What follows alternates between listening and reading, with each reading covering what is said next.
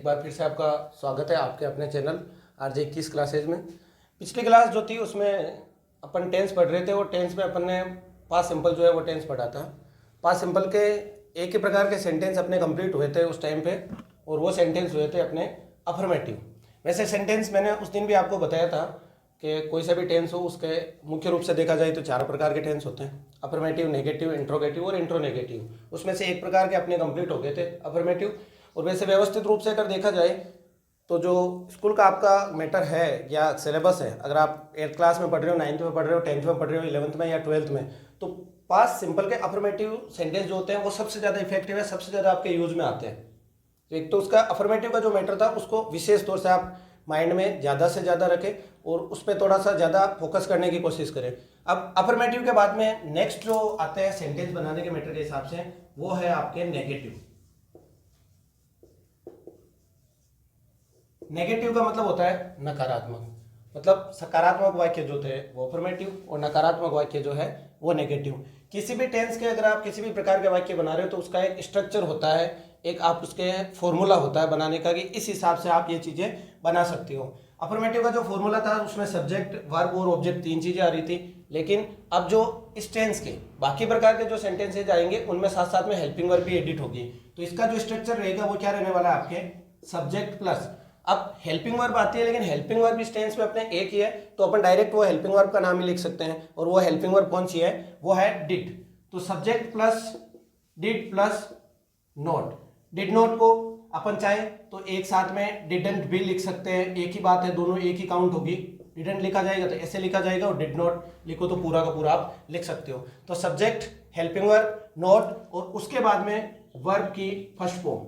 जब पढ़ा था इसके बारे में तो अपने एक चीज आई थी, मैंने बताया था कि इसमें हेल्पिंग वर्ब के साथ साथ में वर्ब की फर्स्ट फॉर्म आती है, जहां पर हेल्पिंग वर्ब नहीं आती है वहां पर आपके वर्ब की सेकंड फॉर्म आती है। तो सेकंड फॉर्म तो सिर्फ अफर्मेटिव वाक्य में थी, अब जितने भी प्रकार के वाक्य आएंगे सभी में आपके वर्ब की फर्स्ट फॉर्म आने वाली है। तो सब्जेक्ट आ गया, हेल्पिंग वर्ब आ गया, नेगेटिविटी भी साबित करने के लिए नोट आ गया, वर्ब की फर्स्ट फॉर्म और ऑब्जेक्ट। अब इसके बाद में पीछे जो बचेगा इस टेंस के जो सेंटेंस आने वाले हैं नेगेटिव के, वो इसके लास्ट में आ जाएंगे। फॉर एग्जाम्पल,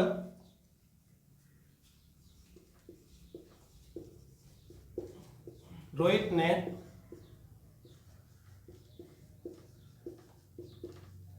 सोमवार को खाना नहीं पकाया। सेंटेंस आप देखोगे पूरा का पूरा, टेंस के किसी भी प्रकार का सेंटेंस है ना उसके लास्ट में एक पहचान आती है, वो अफर्मेटिव सेंटेंस में भी अपने पढ़ा था, वही चीज इसमें होने वाली है। इसका लास्ट वाला आप वर्ड देखो जो लिखा हुआ है शब्द, उसमें अंतिम क्या है, या। अपने पहचान पढ़ी थी, अगर किसी हिंदी वाक्य के लास्ट में आपके ता था, ती थी, ते थे, या, ये, आ, ई, ए या फिर आ, ई, ए की साउंड, इनमें से कुछ भी आता है, इट मीन्स आपके कौन सा टेंस है, वो पास्ट सिंपल। इसमें भी पहचान आ गई, लेकिन फिर हमें वाक्य को देखना पड़ेगा कि ये जो पर्टिकुलर वाक्य है ये पास्ट सिंपल टेंस का तो है, लेकिन पास्ट सिंपल का किस प्रकार का है, अफर्मेटिव है, नेगेटिव है, इंट्रोगेटिव है या इंट्रोनेगेटिव है। तो इसमें आप जब देखोगे तो इसमें एक चीज और आएगी, वो है साथ साथ में जो मेन वर्ब है, मेन जो कार्य हो रहा है उससे पहले आ रही है नेगेटिविटी। और जिसमें नेगेटिविटी आती है इसका मतलब वो वाक्य कैसा है, वो नकारात्मक है, वो नेगेटिव है। अब नेगेटिव जो वाक्य उसको बनाने का फॉर्मूला क्या है, वो है सबसे पहले सब्जेक्ट। सब्जेक्ट मतलब वाक्य में कार्य कौन कर रहा है, इसमें कौन है कार्य करने वाला, इसमें है रोहित। नंबर 2 जो कंडीशन है वो अपने ये है, number 1 subject, number 2 did not लिखो या डिडंट लिखो, तो रोहित डिडंट। नंबर 3 कंडीशन है वो है वर्ब। वर्ब मतलब इसमें कार्य क्या हो रहा है, कार्य हो रहा है इसमें आपके पकाने का, तो पकाने को क्या कहते हैं, पकाने को कहते हैं आपके cook. Subject helping verb negative के लिए, नोट वर्ब की फर्स्ट फॉर्म, फिर पीछे क्या बचा है, ऑब्जेक्ट। ऑब्जेक्ट की पहचान करने के लिए आपको मैंने 2 शब्द बताए थे कि अगर किसी भी सेंटेंस में, हिंदी का हो चाहे इंग्लिश का हो, उस सेंटेंस में क्या और किसको का जो उत्तर देने वाले होते हैं वही आपके ऑब्जेक्ट होते हैं। तो यहां तक का सेंटेंस देखो, Rohit did not cook, Rohit ने नहीं पकाया। अब क्या नहीं पकाया, उसके लिए एक वर्ड आया हुआ है आपने खाना, तो ऑब्जेक्ट कौन सा हो गया, ऑब्जेक्ट हो गया आपके खाना। तो खाने को क्या कहेंगे, फूड, ये हो गया ऑब्जेक्ट। अब एक्स्ट्रा वर्ड पीछे, तो एक्स्ट्रा के नाम पे इसमें क्या बचा हुआ है, इसमें बचा हुआ है सोमवार को। एक दिवसीय जो घटना होती है उसके लिए मैंने पहले वाली क्लास में भी बताया था, एक प्रेपोजिशन आता है और वो प्रेपोजिशन होता है आपके ऑन। तो सोमवार से पहले क्या लगेगा? ऑन, और सोमवार को आपके अंग्रेजी में कहते हैं मंडे। ये हो गया sentence complete. Rohit didn't cook food on Monday. Rohit ने सोमवार को खाना नहीं पकाया। नेक्स्ट एग्जाम्पल देखिए एक और।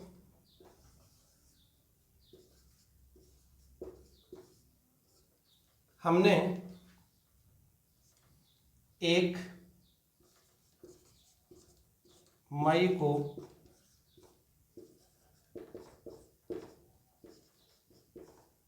अंग्रेजी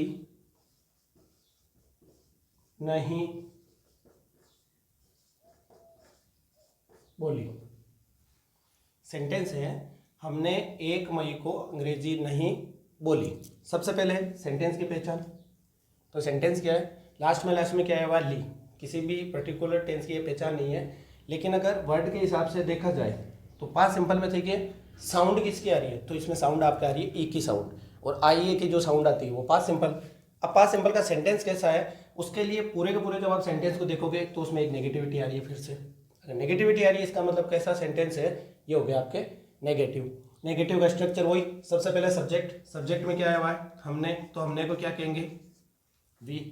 फिर नेक्स्ट डिड नॉट या डिडंट, जिसको हम कह सकते हैं, ये आ गया डिडंट। नंबर 3 कंडीशन वर्ब के फर्स्ट फॉर्म। वर्ब मतलब कार्य क्या कर रहे हैं इसमें? इसमें कार्य हो रहा है आपके बोलने का। बोलने को क्या कहा जाता है? स्पीक। We didn't speak. अब ऑब्जेक्ट, ऑब्जेक्ट की वही बात है, क्या और किसको को उत्तर देने वाला? हमने नहीं बोला। क्या नहीं बोला? वो आई हुई है इंग्लिश। तो वी डिडंट स्पीक इंग्लिश। अब कब नहीं बोली? फिर से वही एक दिवसीय बात है, 1 मई। तो क्या लगेगा आगे? ऑन 1 मई या 1 मई, जो भी आप लिखो, कि हमने 1 मई को अंग्रेजी नहीं बोली, तो उसके हिसाब से 1 मई। यह आपके हो गया नेगेटिव सेंटेंस। कि नेगेटिव जब आता है तो सब्जेक्ट, हेल्पिंग वर्ब, या फिर आप कह सकते हो did plus not plus verb की फर्स्ट फॉर्म। अतिरिक्त जो भी मैटर आता रहता है आपके, वो मैटर सेंटेंस के पीछे वाले पार्ट में आएगा। सेंटेंस देखो सीखने बहुत ज़्यादा आसान है। मेन जो मुख्य बात रहती है वो आप इंटरेस्ट किसी चीज़ में कितना लेते हो। अंग्रेजी में एक कहावत है, successful man is that who give result and unsuccessful man is that who give reason. कि कारण जो बताने वाला आदमी होता है वो हमेशा असफल होता है, और जो कारण की जगह आपके परिणाम देने वाला होता है वो सफल होता है। जो सफल होता है वही आपके परिणाम देता है, और जो परिणाम नहीं दे पाता है वो आपके असफल होता है, उसको फिर बहाने ढूंढने पड़ते हैं। तो पास्ट सिंपल के अफर्मेटिव नेगेटिव सेंटेंस हो गए। अब नेगेटिव के बाद में नेक्स्ट जो आने वाले आपके सेंटेंस वो आएंगे आपके लिए इंटेरोगेटिव सेंटेंस।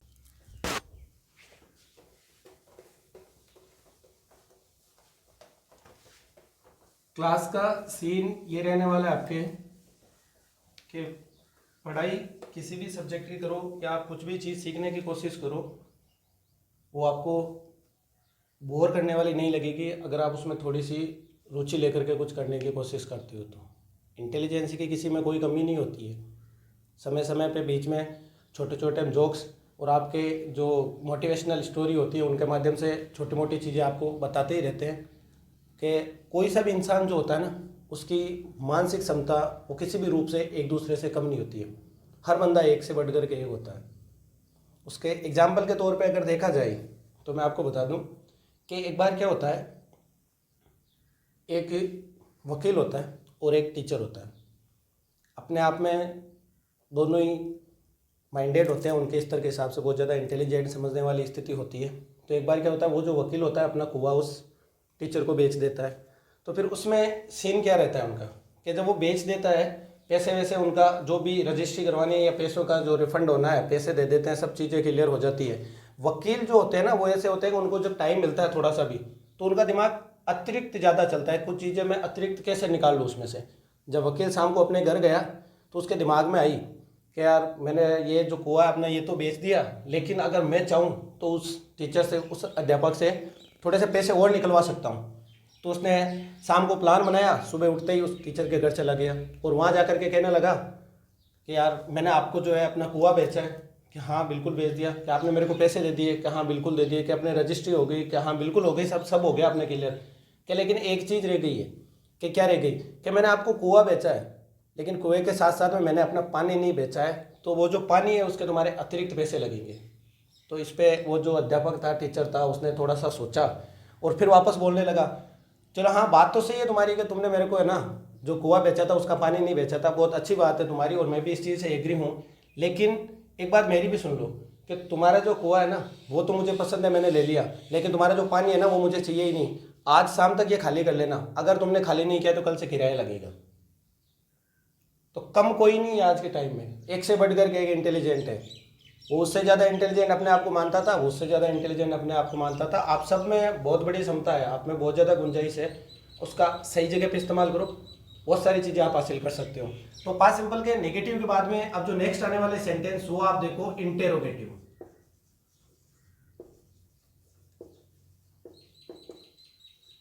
इंटेरोगेटिव का मतलब होता है प्रश्नात्मक, मतलब ऐसे वाक्य जिनमें क्वेश्चन पूछा जाता हो, प्रश्न पूछा जाता हो। देखो प्रश्न भी दो तीन प्रकार से पूछे जा सकते हैं, प्रश्न आपके मॉडल से भी हो सकता है, डब्ल्यूएच टाइप वर्ड से हो सकता है और हेल्पिंग वर्ब से हो सकता है, लेकिन यहाँ पे जो अपन सेंटेंस पढ़ेंगे टेंस के हिसाब से वो पढ़ेंगे हेल्पिंग वर्ब से स्टार्ट होने वाले। अब कैसे वाक्य जो होते हैं वो उनकी शुरुआत हेल्पिंग वर्ब से होती है, तो उसमें कंडीशन ये है कि हिंदी में वाक्य के आगे जिसमें क्या लगा हुआ हो और पीछे टेंस की पहचान आ रही हो, इसका मतलब वो वाक्य उस टेंस की हेल्पिंग वर्ब से बनेगा।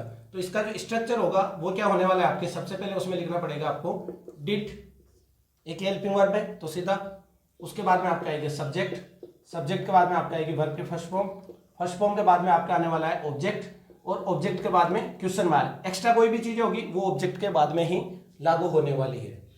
सिर्फ अफर्मेटिव सेंटेंस में डिड नहीं आया था, उसमें वर्ब की सेकंड फॉर्म थी, नेगेटिव में डिड आया था तो वर्ब की फर्स्ट फॉर्म, इंट्रोगेटिव में भी डिड है तो वर्ब की फर्स्ट फॉर्म। अब फॉर एग्जाम्पल, क्या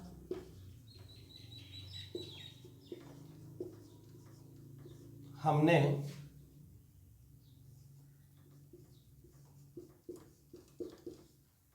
दिवाली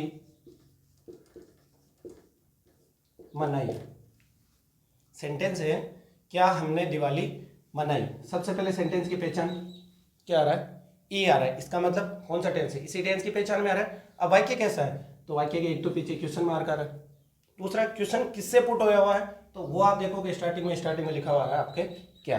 तो ऐसे वाक्य जिनकी शुरुआत क्या से होती है उन्हीं वाक्यों के सेंटेंस आपके इंग्लिश में हेल्पिंग वर्ब से बनते हैं। किसी भी टेंस का हो, उस पर्टिकुलर टेंस की हेल्पिंग वर्ब आएगी जब उसकी स्टार्टिंग ही किससे हो, स्टार्टिंग में पहला जो वर्ड है वो ही आपके क्या होना चाहिए, क्या ही होना चाहिए, तभी आपके हेल्पिंग वर्ब से बनेगा। अब इसका फॉर्मूला स्ट्रक्चर है उसके अकॉर्डिंग आप देखोगे, तो सबसे पहले क्या लिखेंगे डिड, नेक्स्ट नंबर पे सब्जेक्ट, मतलब वाक्य में कार्य कौन कर रहा है, तो कार्य करने वाला हो गया हमने, उसके लिए क्या आएगा डिड वी। नंबर थर्ड पे क्या है वर्ब, वर्ब मतलब कार्य क्या हो रहा है इसमें, कार्य हो रहा है इसमें मनाने का, तो मनाने को क्या कहते हैं सेलिब्रेट, और वर्ब की कौन सी फॉर्म लिखनी पड़ेगी फर्स्ट फॉर्म ही, डिड वी सेलिब्रेट। अगली क्या चीज है ऑब्जेक्ट, वही ऑब्जेक्ट वाली बात कि किसी भी सेंटेंस में क्या और किसको का जो उत्तर देने वाला होता है वही आपके ऑब्जेक्ट होता है। अब इसमें डिड वी सेलिब्रेट, क्या हमने मनाई, अब क्या मनाई, एक ही वर्ड इधर लिखा हुआ है और वो है दिवाली, तो पीछे पीछे क्या जाएगा दिवाली, क्वेश्चन मार्क, ये हो गया आपके सेंटेंस कंप्लीट। नेक्स्ट एग्जांपल देखिए,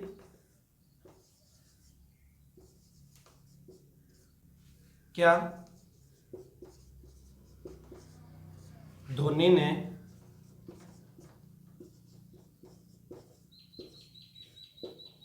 कपड़े धोए, सेंटेंस है क्या धोनी ने कपड़े धोए। सबसे पहले सेंटेंस की पहचान, पीछे पीछे क्या लिखा हुआ है ये, मतलब इसी टेंस का वाक्य। अब वाक्य किस प्रकार का है, तो उसके लिए पीछे भी जा रहा है आपके क्वेश्चन मार्क, इसका मतलब प्रश्नात्मक है, लेकिन प्रश्नात्मक किससे बना हुआ है उसका देखोगे तो आप स्टार्टिंग किससे क्या से, ये चीज आपने ऊपर जिक्र हुआ था कि सेंटेंस में जब स्टार्टिंग में क्या लिखा हुआ जाए इसका मतलब वो जो वाक्य होगा वो उस पर्टिकुलर टेंस की हेल्पिंग वर्ब से बनेगा। वो स्ट्रक्चर फिर से, सबसे पहले ऊपर ऊपर क्या लिखेंगे डिड, नेक्स्ट जो चीज आने वाली सब्जेक्ट, मतलब इसमें सब्जेक्ट कार्य कौन कर रहा है, तो कार्य करने वाला है आपके धोनी। नंबर थर्ड जो कंडीशन है वो है वर्ब के फर्स्ट फॉर्म, वर्ब मतलब कार्य क्या हो रहा है, कार्य हो रहा है इसमें आपके धोने का, धोने को क्या कहा जाता है धोने को कहते हैं वॉश। अब पीछे क्या बची हुई चीज, ऑब्जेक्ट जो अपन को लिखना है, ऑब्जेक्ट की वही पहचान, क्या और किसको का उत्तर देने वाला। तो क्या और किसको का उत्तर देने वाला, क्या का उत्तर कौन दे रहा है, कपड़े। तो डिड धोने वॉश, अब धोने ने क्या धोए, कपड़े, तो कपड़ों को क्या कहा जाता है, क्लॉथ्स। ये आपके हो गए नेगेटिव और इंट्रोगेटिव। अफर्मेटिव हो गए थे, नेगेटिव हो गए, अब इंट्रोगेटिव हो गए। 3 प्रकार के सेंटेंस आपके पास सिंपल के कंप्लीट हो गए। इसके बाद में नेक्स्ट जो आने वाले हैं वो सेंटेंस है आपके इंटेरोनेगेटिव, मतलब ऐसे सेंटेंस जिनमें नेगेटिविटी तो होगी होगी, साथ साथ में क्वेश्चन भी आएगा। मतलब दोनों प्रकार की जो चीजें एक साथ में आने वाली है वो इसी में आने वाली है। इंट्रोगेटिव नेगेटिव भी आप लिख सकते हो और इसको साथ में बोला जाता है एक साथ में इंटेरोनेगेटिव।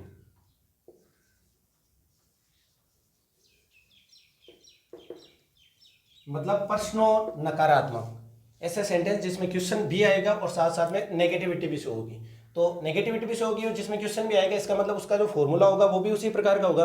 अब दोनों में से देखते हैं पहली कौन सी चीज है। अगर नेगेटिविटी पहले होती है तो डिड नॉट वाली कंडीशन लागू होगी, अगर आपके इंट्रोगेटिव वाली जो कंडीशन है वो पहले लागू होगी तो हेल्पिंग और बाहर आएगी। तो इसमें आप देखोगे पहले क्या है, पहले इंट्रोगेटिव की कंडीशन है। अगर आप हिंदी में भी बोलोगे तो प्रश्नो नकारात्मक, पहले क्या आ रहा है, पर्सन आ रहा है, उसके बाद में नकारात्मकता आ रही है। और जब पर्सन पहले आता है तो पर्सन वाली कंडीशन पहले लागू होगी। तो उसमें सबसे पहले हम आगे आगे क्या लिखेंगे, did plus subject plus negative का नॉट प्लस वर्ब की first form plus object, extra word कुछ भी आता है वो लास्ट में क्वेश्चन मार्क। ये आपके है इंटेरोनेगेटिव जो सेंटेंस है उनकी स्थिति। फॉर एग्जाम्पल,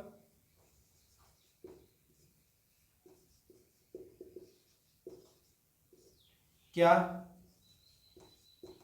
संजय ने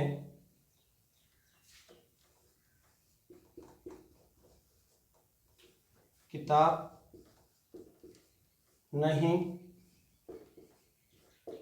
पढ़ी, क्या संजय ने किताब नहीं पढ़ी। सबसे पहले सेंटेंस की पहचान, डी किसकी साउंड आ रही है, ई की साउंड आ रही है। ई की मतलब पास्ट सिंपल, पास्ट सिंपल का वाक्य कैसा है, प्रश्नात्मक। दूसरी और क्या कंडीशन है, एक और कंडीशन आ गई नेगेटिविटी की, मतलब क्या भी आ रही है, नेगेटिविटी भी आ रही है। इसमें आपके प्रश्नात्मक सिचुएशन भी बन रही है, नेगेटिविटी। अब जो दोनों चीजें एक साथ में क्रिएट होती है तो फिर वही बात है इंट्रोनेगेटिव वाली। स्ट्रक्चर के अनुसार सबसे पहले क्या लिखेंगे, डिड, डिड के बाद में नेक्स्ट जो कंडीशन लागू होने वाली है वो है सब्जेक्ट। सब्जेक्ट मतलब इसमें कार्य कौन कर रहा है, कार्य करने वाला है इसमें संजय। नंबर 3 नेगेटिव के लिए नोट, फिर वर्ब की फर्स्ट फॉर्म, वर्ब मतलब इसमें कार्य क्या हो रहा है, कार्य हो रहा है अपने पढ़ने का। तो पढ़ने को क्या बोलते हैं, रीड, वर्ब की फर्स्ट फॉर्म भी आएगी इसमें। फिर पीछे क्या बचा हुआ है अपने, फिर पीछे बचा हुआ है ऑब्जेक्ट। डिड आ गया, सब्जेक्ट आ गया, नेगेटिविटी के नोट आ गया, वर्ब आ गई और ऑब्जेक्ट। ऑब्जेक्ट वाली वही बात, क्या और किसको का जो उत्तर देने वाला है वो ऑब्जेक्ट है। तो डिड संजय नोट रीड, क्या संजय ने नहीं पढ़ा। अब क्या नहीं पढ़ा, उसके लिए कीवर्ड बिछा हुआ है पीछे, वो है बुक, क्वेश्चन मार्क। ये हो गया आपके इंट्रोनेगेटिव का जो है एग्जाम्पल। एक और एग्जाम्पल देख लीजिए,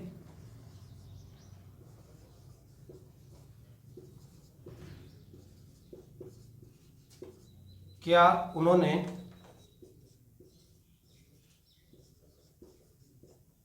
सब्जियां नहीं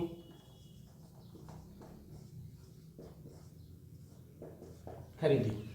सबसे पहले सेंटेंस की पहचान, सेंटेंस लास्ट में ई की साउंड आ रही है, पास्ट सिंपल। वाक्य कैसा है, ये कंडीशन भी लागू हो रही है, ओके, प्रश्नात्मक है। अब प्रश्नात्मक के साथ साथ में एक और कंडीशन कौन सी है, वो कंडीशन आ रही है अपने नई वाली। तब जब दो चीजें एक साथ में लागू हो जाती है कि इधर क्वेश्चन मार्क भी आ रहा है, इधर नेगेटिविटी भी शो हो रही है, तो दोनों एक साथ में कैसे हो जाएंगे, इंटेरोनेगेटिव, प्रश्नो नकारात्मक। अब प्रश्नो नकारात्मक का जो फॉर्मूला है वो आपके सामने है। सबसे पहले क्या लिखेंगे, डिड, ये आ गया डिड। नेक्स्ट क्या है, नेक्स्ट है सब्जेक्ट। सब्जेक्ट इसमें कार्य कौन कर रहा है, उन्होंने। तो उन्होंने को क्या कहेंगे हम इंग्लिश में, दे, डिड दे। फिर नेक्स्ट कंडीशन क्या है, नेगेटिविटी का नोट, फिर वर्ब के फर्स्ट फॉर्म, वर्ब मतलब कार्य क्या कर रहे हैं, इसमें कार्य हो रहा है इसमें खरीदने का। खरीदने को क्या कहा जाता है, खरीदने को कहेंगे हम बाय। फिर नेक्स्ट कंडीशन ऑब्जेक्ट। अब इसमें ऐसा कौन सा वर्ड बचा हुआ है, तो वो एक ही वर्ड आपके बचा हुआ, वो है सब्जियां। Did they not by vegetables,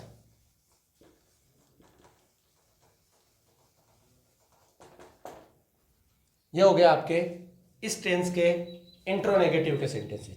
affirmative अपने हो गए, नेगेटिव हो गए, इंट्रोगेटिव हो गए और इंट्रोनेगेटिव हो गए। मुख्य रूप से जो 4 प्रकार के सेंटेंस आते हैं आपके पास्ट सिंपल के वो हो गए। और इनमें मैंने आपको बताया था कि ज़्यादा इफेक्टिव जो स्कूली लाइफ की जो एजुकेशन है या जो रिक्वायर्ड होती है एग्जाम के हिसाब से, उसमें सबसे ज़्यादा इफेक्टिव जो है वो एक ही है, वो आपके है अपने अफर्मेटिव। उन पे ज़्यादा से ज़्यादा फोकस करने की कोशिश करना, उनमें ज़्यादा से ज़्यादा जो चीज़ें हैं वो काम की आती है। किसी भी रूप में आप देख सकते हो वो ज़्यादा इफेक्टिव है, हर चीज़ में आपके इस्तेमाल होने वाले हैं। जो भी आपके पैराग्राफ वगैरह एग्जाम में लिखने के लिए आते हैं आपके क्लास के हिसाब से, चाहे आप 8th में हो, 9th में हो, 10th में हो, 11th में हो या 12th में हो, कोई सी भी 4-5 क्लासों में से आप हो, अफर्मेटिव सेंटेंस जो है इस टेंस के सबसे ज़्यादा काम में आते हैं। बाकी दूसरे टेंसों के और भी सेंटेंसेज आते रहते हैं लेकिन इनका ज़्यादा उपयोग होता है।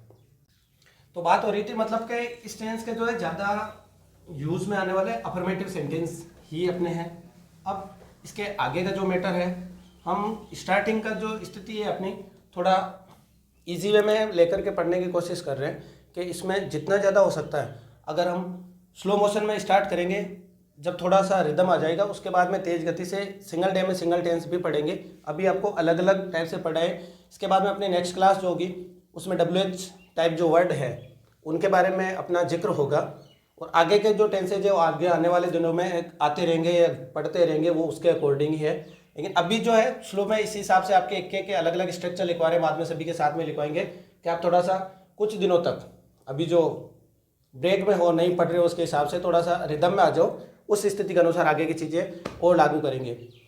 एक और चीज़ मतलब कि पढ़ाते तो रहते ही हैं, साथ साथ में मैंने आपको बताया था कि हम पढ़ाने के साथ साथ में बीच में आप गंभीर बन रह करके या बन करके नहीं पढ़ो। उसके लिए थोड़ी कॉमेडी कह सकते हैं या फिर चुटकुले कह सकते हैं या कहानियाँ कह सकते हैं या मोटिवेशनल कहानियाँ कह सकते हैं, वो आपको बीच बीच में सुनाते रहेंगे। इसके बारे में भी आप कमेंट करके हमें ज़रूर ये चीज़ बताएं कि क्या ये चीज़ें साथ में जारी रहनी चाहिए या नहीं रहनी चाहिए। अब मैं सुनाऊंगा आपको, तभी आप लोग बताओगे उस स्थिति के अनुसार, तो बाकी तो बताने वाले हो नहीं। मतलब कहानी है, कोई एक गाँव में एक किसान था, जाट मान सकते हो। एक जाट था, वो किसी बनिया के पास में गया और उसके जब ज़रूरत थी 50,000 रुपये लेकर के आ गया। 50,000 रुपये लेकर के आ गया तो बनिया तो अपने हिसाब जो है वो लिखेगा ही या मांगने की कोशिश भी करेगा, जब टाइम होगा तो पैसे जो देगा वो लेगा ही लेगा। जितने टाइम की बात थी उतने टाइम के बाद में उस बंदे ने उस जाट को कहा, चौधरी को कहा कि चौधरी साहब पैसे चाहिए, कि मेरे पास में कोई पैसे नहीं है, तुमने मुझे कौन से पैसे दिए।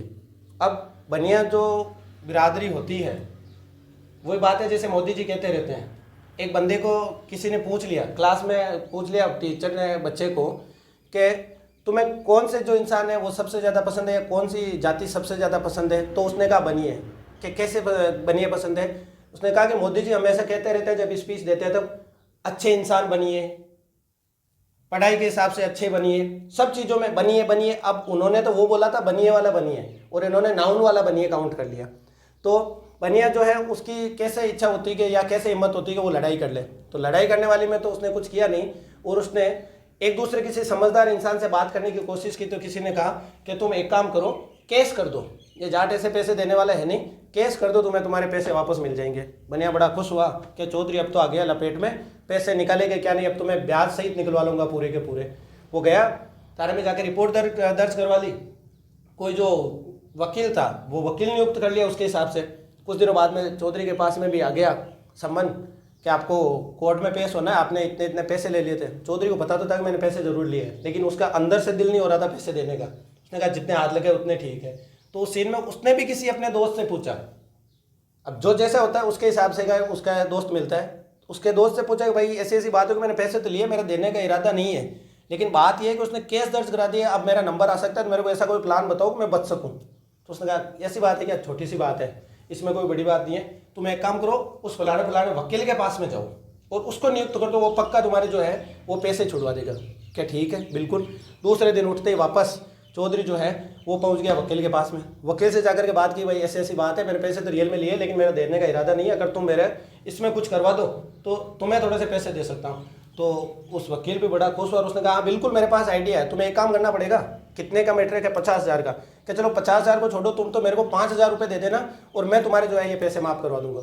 चौधरी बड़ा खुश हुआ कि 50,000 का 5,000 में काम चल रहा है। वकील भी बड़ा खुश, क्या फोकट में 2-4 बातें तो कहनी है, 5,000 और आ जाएंगे। चलो ठीक है, तैयारी शुरू हुई तो उस वकील ने चौधरी को कहा सब चीज़ें ठीक है, लेकिन तुम्हें एक काम करना पड़ेगा, वहाँ जाकर के उसके बाद में मैं जो चीज़ें बोलूँ ना वही चीज़ें तुम्हें वापस आकर के बोलनी है। क्या बोलो, तुम जो बताओगे वो बोल दूंगा, मैं तो गूंगा बन करके रह जाऊंगा, मेरे तो 50,000 रुपये का जो पीछा छूट रहा है। क्या तुम्हें बोलना है, लेकिन मैं जो कहूँ वो बोलना है। क्या बोलो, क्या बोलना है? क्या तुम्हें वकील सामने वाला या जज या मैं कुछ भी हम बोले तो तुम्हें एक ही चीज़ कहनी है, फुर। क्या पैसे लिए, फुर। वापस दिए, फुर। कुछ भी क्वेश्चन आए तुम्हें, जब तक तुम वहाँ से वापस नहीं आता तब तक बोलना ही नहीं है। चौधरी बड़ा खुश हुआ कि हो बोल दूंगा, मैं तो एक्सपर्ट हूँ इन चीज़ों में। तो दूसरे दिन कोर्ट में गए, कोर्ट में जाकर के केस की शुरुआत हुई। शुरुआत होती ही चौधरी को प्रस्तुत किया गया। चौधरी को प्रस्तुत करने पे जो सामने वाला वकील था उसने अपने जो क्वेश्चन थे या सीधा तौर पर ही बता दिया जो जज थे उनको, ये बात है। जज ने जब उससे सवाल किया, पहले उस वकील ने किया सामने वाले ने, कि तुमने इनसे पैसे लिए, क्या फुर। वापस नहीं दिए, क्या फुर। कि तुम्हारा देने का इरादा नहीं है, क्या फुर। तुम्हारा केस दर्ज हो गया, क्या फुर। ये चीज़ सुनकर के वो वकील ने जज साहब को बात की कि ये तो ऐसी हरकतें कर रहे हैं, पैसे लिए। जज ने जब वापस पूछा उस चौधरी से तो चौधरी वही बात, फुर फुर फुर, हर बात इसी चीज़ का जवाब दे रहा है। उसके वकील से जब पूछा गया तो उसने कहा कि ये मानसिक रूप से बीमार हो गया है, ये जो बनिया इसको फालतू में टॉर्चर कर रहा है, इसने कोई पैसे लिए दिए नहीं है और ये पागल हो गया है, इसके कारण से ये चीज़ें ऐसी अवस्था में पैसे नहीं ले सकते वापस। जज भी बड़ा इंप्रेस हो उस चीज़ से कि हाँ हो सकता है सही, ये मानसिक रूप से पागल हो गया, इसके लेने के देने पड़ सकते हैं। तो उसने कहा चलो भाई ये चौधरी जो है ना ये दिमागी रूप से पागल है, ये पैसे चुकाने के लायक नहीं है, तो इससे पैसे नहीं लिए जा सकते। चौधरी खुश, वकील खुश, अपने आप में संतुष्ट। बनिया थोड़ा परेशान हो रहा था। बाहर की तरफ आए, बाहर की तरफ आते वो जो वकील था जो चौधरी ने नियुक्त किया था, उस वकील ने कहा कि चौधरी मेरे 5,000 रुपये। तो चौधरी ने उसको भी बोला डायरेक्ट क्यों फुर। कि वो जो वकील है वो बोलने लगा उस स्थिति में कि फुरवुर से काम नहीं चलेगा, 5,000 रुपये देने पड़ेंगे। तो चौधरी ने क्या कहा, बोल पता है तुम्हें कि मेरे फुर में तो 50,000 रुपये चूक गए, तेरे तो 5,000 रुपये ही है। तो अब फुर का जमाना किस हिसाब से है कि जिस व्यक्ति का इरादा हो जाता है ना जो चीज़ करने का, अगर बंदा ठान लेता है तो अपनी लाइफ में वो कुछ भी चीज़ें हासिल कर सकता है। ऐसी मनोरंजक मोटिवेशनल चीज़ें आपको और भी बताते रहेंगे, साथ साथ में सब्जेक्ट्स भी पढ़ाते रहेंगे। Thank you for watching, see you.